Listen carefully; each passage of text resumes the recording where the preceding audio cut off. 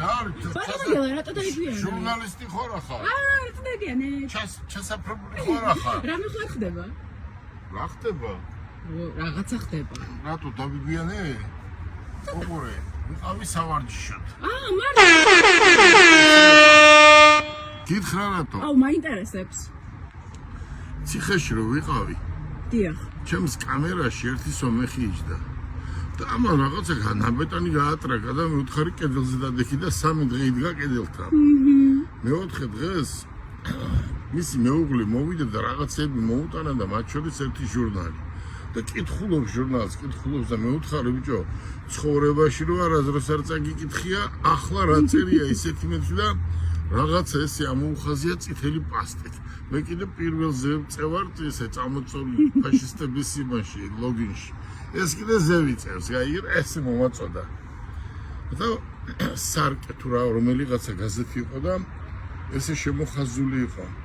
ვეძებ მამაკაც უზრუნო ყოფილი ვარ ყველაფერი. წყენეთი, თბილისი, მანქანა, თბილისი ექიმი იყო, ყველანაირად უზრუნო ყოფილი ვარო.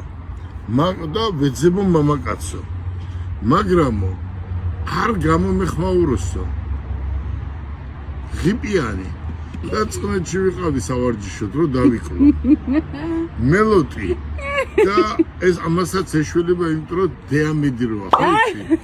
ჩემი მაგარი ძმაკაცის კლინიკა არა, ისა შვილს აქვს ეს კლინიკა თუ რაც ქვია და მისი მეუღლეც ექიმი იყო, გარდაიცვალა ძალიან კარგი კახელი ბიჭი, ეს გოგონა მეგრელია და იქაც კონსულტაცია უნდა გავიარო რა.